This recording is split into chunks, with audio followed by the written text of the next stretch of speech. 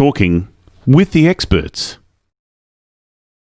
Hello and welcome to Talking with the Experts. My name's Rose Davidson from rosedavidson.com, and Talking with the Experts is about all things business by business owners for business owners, and you can find it on all the popular podcast platforms as well as on YouTube. And today my guest is Archie Messersmith-Bunting.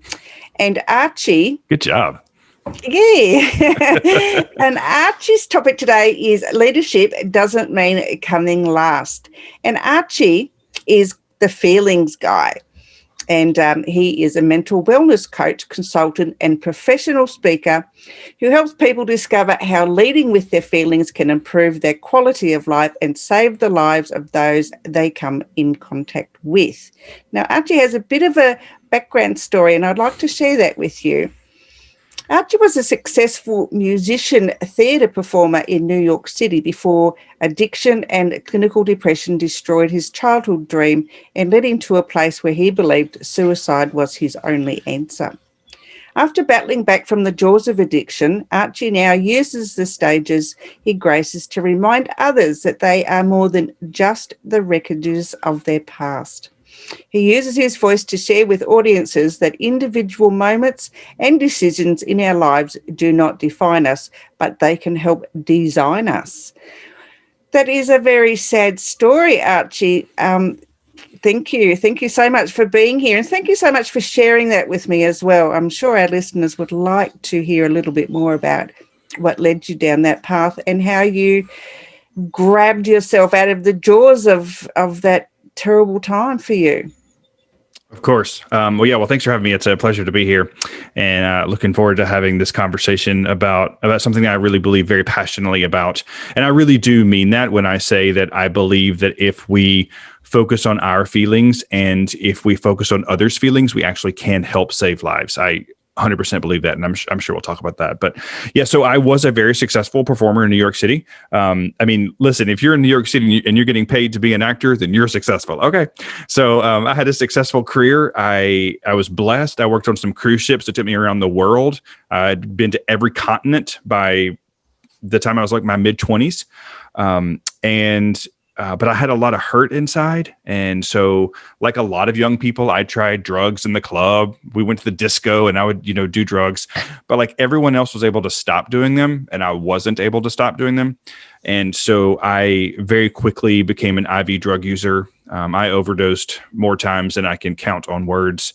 I woke up one time in ICU with a tube down my throat with the doctor telling me, the hospital chaplain letting me know that I had died the night before. And I just couldn't get it together. And I also had some undiagnosed mental illness that I wasn't really aware of. I was kind of so high all the time that, they couldn't diagnose it.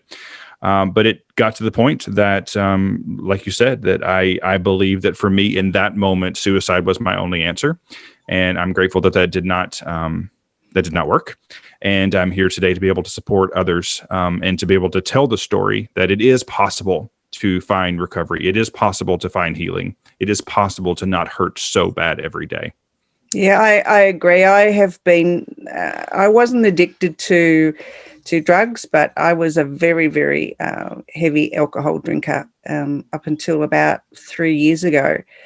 Half a bottle of vodka a night, sometimes a full bottle of vodka a night. And that was every night. That wasn't just a couple of nights a week. It was every night. So 7 days a week. And I still managed to get up and function during the day. But, sure, how my children used to put up with me, I have no idea.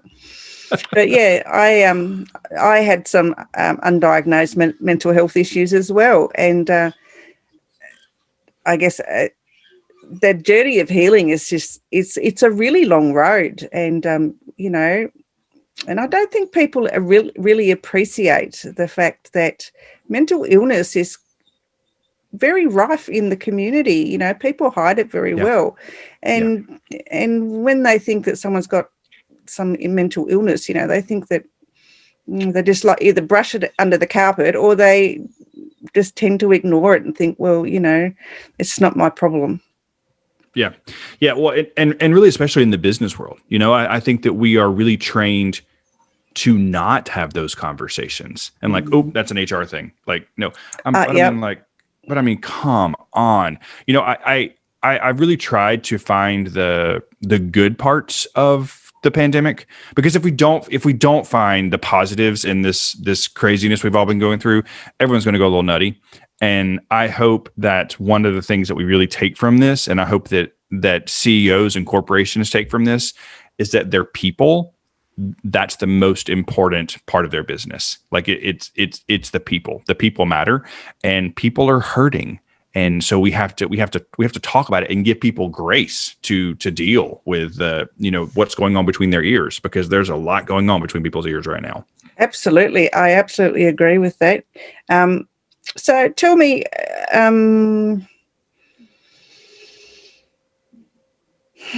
sorry, I've just lost my train of thought then for a moment. So tell me a little bit more about, why you think that it is such a great idea that there's no I in team, and, being a good leader doesn't mean putting yourself last. Yeah. Well, there's a book that we probably all read, Robert Greenleaf's book about servant leadership. I mean, I feel like it's a staple when people are, wanting to be leaders of any sort. And then, I mean, if you haven't been to an HR training or a leadership training where they teach you there's no I in team, then I don't think you've been to any trainings. I mean, because it comes up, this crazy quote comes up all the time. And I really think that if you stop and think about it, it doesn't even make good sense. Like it doesn't at all. And I think that's really one of the fallacies, or the flaws, if you will, of Mr. Greenleaf. And I mean, no disrespect, I read his book and I think there's a lot of great stuff in there. But when you are giving of yourself all the time, and like servant leadership truly is like, I'm going to make sure that the flock is okay. Well, if the shepherd, because that's where it came from, if the shepherd is not okay, well, then the flock is screwed. And so I know there's that whole, like, there's no I in team, but there's a me or whatever. Like, I just think we need to put the I back in team and just be okay with, like, I need to take care of Archie. Like, I mean, right now I am my own employee. But I mean, I've worked in places where I had teams, and I know what it's like to be worried about, them making ends meet and stuff like that. But you have to practice self-care. I mean, there's a reason. I mean, first of all, I can't wait to get on an airplane again. Can I just say that? I can't wait to get on an airplane and eat some peanuts. And I'm going to listen to everything that is said up front with the safety. I'm going to listen to every word. But I mean, there's a reason that you put your mask on first. Because if you pass out, then your child or whoever you're with is done for. So I really think we need to retire the phrase, and we need to talk about managers and supervisors really taking care of themselves so that they can be there for others. Absolutely. That's that is so true. And I think since last year, that no I in team thing has become less acceptable, because you're right. If you don't look after yourself, you can't manage your team. There is just no bloody way that you can do it. Self-care has become so important, especially with people, having to work from home. It's been really stressful for heaps of people, so why not take some time out for yourself? Look after your own mental health before you can even think about looking after someone else's. Yeah. But I mean, so I can only speak to what happens here in the States, but like, that's not what we're trained to do. No, I mean, last year, 768 million PTO days were not taken. And that's just people that reported. So of the people that reported, 768 million PTO days were left on the table. People not taking their PTO, because that's what we're trained to do from elementary school, because we give out these silly certificates for perfect attendance. I mean, let's pause and think about that. How is that even possible that a person that is literally developing, their brain is literally developing, that they don't need a day off an entire school year? But yet we prop them up in school assemblies and we give these, you had perfect attendance for an entire school year. That's asinine. But like we're teaching it from elementary school. So then why are we surprised when we get to the corporate world and we've been trained this entire time not to miss, not to miss, not to miss, not to miss, not to miss? Like, I don't think there's any better leadership style than if you're a manager of people and you go away on vacation and you literally are not available. Like that is, or you're like, you know what? I'm not coming in today. And if the building's burning down, give me a shout. Otherwise, don't call me. Like that's what we need to see. But that's not how leaders are brought up. No, they're not. Absolutely, they're not. I know I owned a small business, and for us to take time away, we were still on call 24/7. 24/7. Yeah. Yeah, and I mean, by the time the 10 years was up, I was just totally burnt out. I couldn't function. And with, the mental illnesses that I had, which were not diagnosed at the time, I mean, I was just a screaming mess. Literally, I was screaming at people. I was actually screaming at people. I just was so bad-tempered and so depressed, and it was just awful. So, I totally get it. But, I don't know. The education system has to change somehow. And I don't know how we're going to get the curriculum changed so that, perfect attendance doesn't mean that you can't have a day off. Gosh, it's just like it. I think you should actually get certificates if you do take mental health days, like for real. Absolutely. I think we should not celebrate the people. I'm just kidding. Some people, I mean, I understand that not everyone is able, like I'm being a bit privileged for a second, that like some people going to school is what they have to do. I understand. But for a large majority of students, there is an opportunity. And, like my husband and I have a child now, and Congratulations. Trust him. Oh, thanks. Trust and believe that when he's old enough to be in school, like we're not going to school every day. And if we're going on vacation, we're going on vacation. And there's no reading that's going to happen when we're on vacation. And there's no worksheets. Like we're going to be on vacation because I want him from the beginning to know that like self-care it's not an option. Like this is what you will be doing. We'll be practicing self-care. Yeah. I totally. And so, having a day off doesn't mean that you lose your personality because you're a leader. You still are a person, all said and done, really, aren't you? And, best leaders need to prioritise themselves and their own well-being. So, in leadership courses and stuff, we need to change the dialogue around those things. And how do we do that? Yeah. Well, it's also understanding if your team can't survive without you for a day or 3 days or 5 days, then there's a bigger problem here. Yeah. If you have created a culture where everything's got to be run through you and everything, like if that's a culture you've created, then that's your own fault. Then you've done that to yourself. Yeah, right. And that actually, isn't it? That actually is not good leadership. That's micromanagement. And to your point about working from home, I had so many friends who, I mean, I've been working from home forever and now I work for myself. So I'm obviously at home, but I had so many friends who transitioned to work from home and they were being supervised by someone who's never worked from home and didn't know. And so they were having like 3 conference calls a week and every day they'd have to report like, this is what I did today. And I'm just like, what are we doing? Like they hired you. Do they not trust you? Now they don't trust you anymore. Like what is going on? And I think some of that has stabilized. But it's kind of nutty. Yeah, it is. I think though that, I guess they were just trying to make sure that, they were actually doing the work they were being paid for. And I understand that, but, there's still remote micromanagement, isn't it? Yeah. I mean, if I don't get my work product done, back in the day, then we have a problem. But if I get my job done and I get it done excellently, so what if you go to Walmart, or whatever, like, why does it matter? It's no different than the water cooler talk. And that's what I think people don't understand is that those breaks happen in the office anyway. People chit chat and people surf on the internet and like, it's the same thing. So just get your job done and do it excellently and build a, I challenge people to build a system there where people know that like, if I do my work and it's excellent, we're going to be okay. Yeah. That's a relaxed environment. And that's how it should be. You shouldn't feel like you're, under the pump or under the thumb or, any of those things by your manager. You should feel that, you're happy to go to work. You're happy to, relax, chill out, do all those other things. Yeah.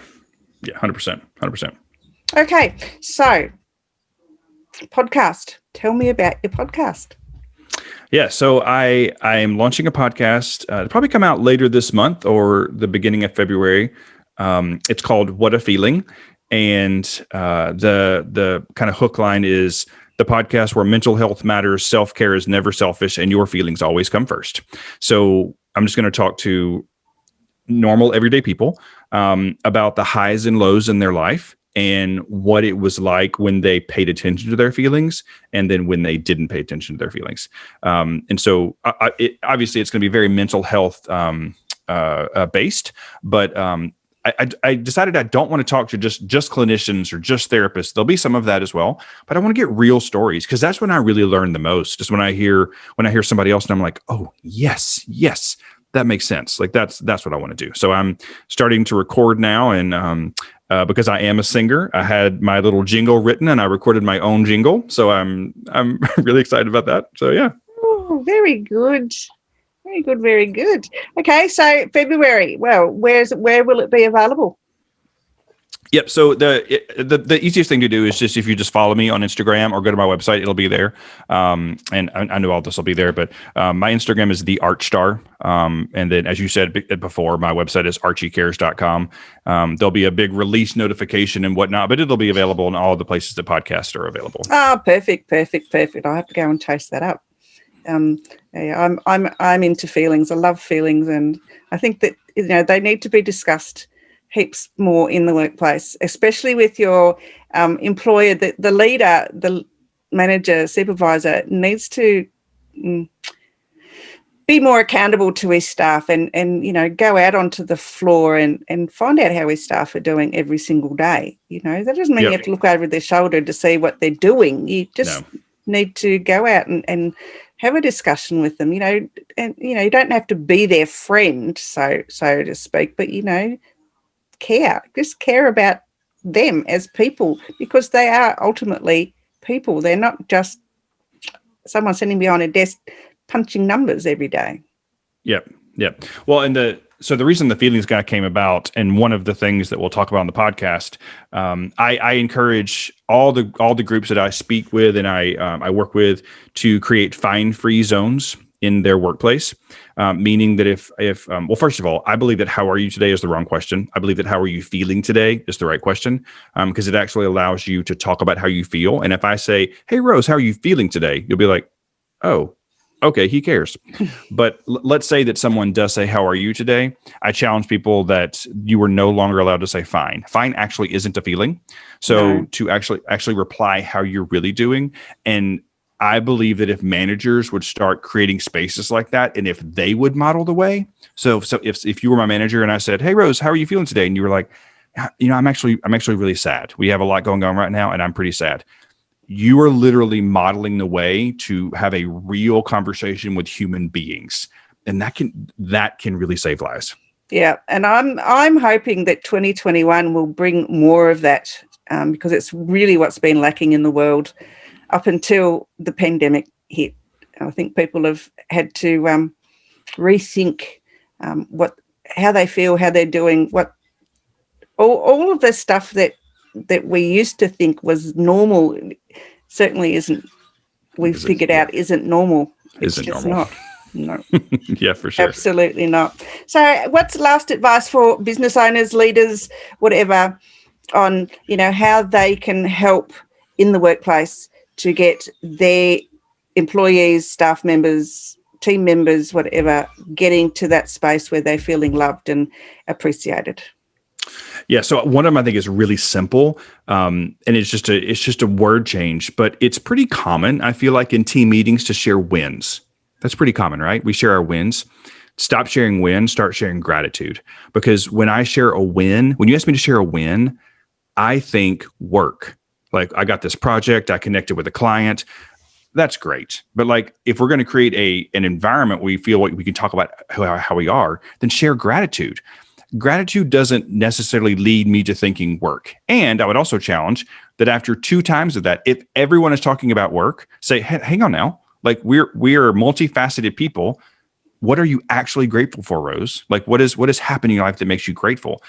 It begins to tear barriers down. And that's what we want to do. We want it to be a place where people truly feel comfortable. I mean, people spend more time. I mean, not anymore, but like back in the day, we would spend more time with our coworkers than we would with our husbands and wives and children. Like, this is factual. So why are there these sterile places? And they don't need to be anymore. So share wins. Share gratitude, not wins. Yeah, and wins, I think, too, promotes a competitive environment. Absolutely. Yeah. Yep. It does. Yeah, because if you go and you're like, well, I connected with 2 clients, well, then I'll be like, well, I've actually got 4 clients contracts in the door. Like, that's not the point of this. No. So it's kind of hard to out gratitude somebody, but it's pretty easy to outwin somebody. Like, I'm going to outwin you, so let's not do that. Of course, you've done a big thing on Broadway, and I'll just never get there. So can't sing for shit. It's okay. It's okay. I probably can't either anymore. All right, Archie, thank you. It's been an absolute delight speaking with you. And please do let me know when the podcast is launched. I would love to catch up with the episodes and have a listen. And I'm sure I'll promote it down here too, because I think it's the subject matter is something that really needs to be discussed and to be promoted. For sure, I will let you know. Thanks so much. Thanks, Archie. Bye.